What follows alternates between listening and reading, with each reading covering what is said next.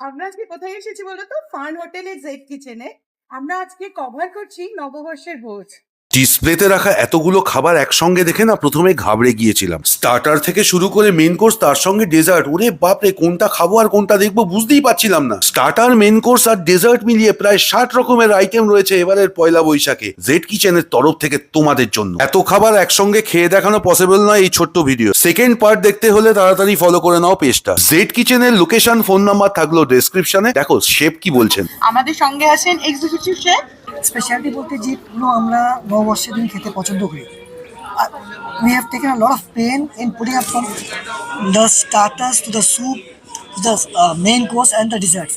So if I show you around, আপনি যদি দেখাই, it is more than 50 items. There are so many items which I could not display on the buffet. আপনারা please go through it.